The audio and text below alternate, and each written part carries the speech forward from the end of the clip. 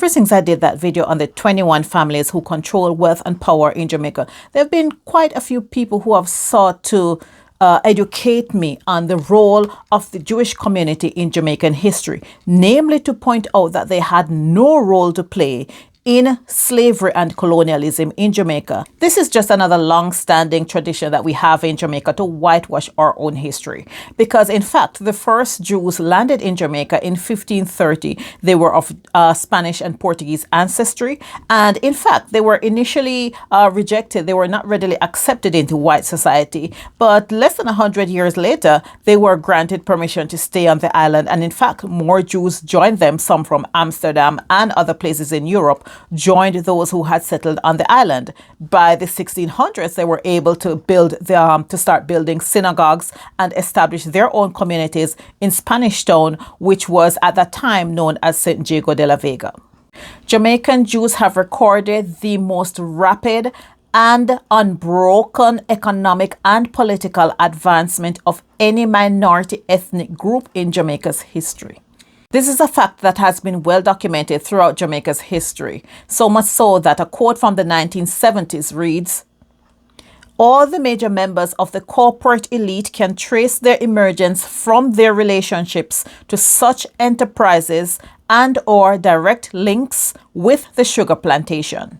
Now, Jamaican Jews were mainly part of the merchant class, and by law they were limited to owning only 2 slaves, but a few of them had plantations. So it is incorrect to say that they were not a part of the movement of slavery and colonialism, because there were a few of them that owned plantations, and those were exempted from the 2 slave limit.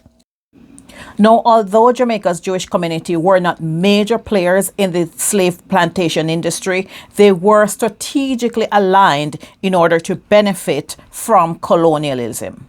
Unlike Jamaica's majority black population, they were unimpeded in their quest to acquire wealth. And by 1692, the Lopez family had become one of the largest landowners, acquiring 500 acres at that time. And at the turn of the 18th century, Abraham Henriquez had acquired up to 3,000 acres of land. Even after independence, Jews numbered among Jamaica's largest landowners, as seen in this 1967 excerpt from the Caribbean Quarterly publication. Even by the Gleaner's account, there were Jewish communities established in Jamaica in the 1700s and 1800s. And in one old cemetery in Spanish Town, you can find the gravestones of the Melhedos, the Nunes, the De Souzas, the De Paz, and the other Jewish families that are still in Jamaica today. Now, in the 1700s, Jamaican Jews were still considered second-class citizens, and they were heavily taxed by the colonial government. But they successfully lobbied to change this, and by the mid-1700s, the tax burden was reduced, and they were able to take a greater role in the society. One example of this is in 1830, when Moses Delgado presented a bill to the Colonial Assembly advocating for full enfranchisement and citizenship rights for Jews in Jamaica. And this was granted here before England did so.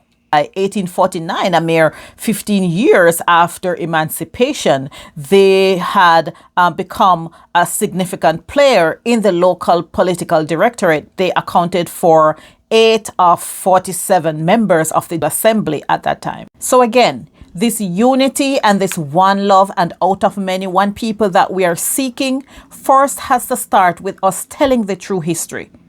The only way that we're going to move forward as a nation is if we have a reconciliation and truth-telling about what really happened and the role that each community played in our nation's history.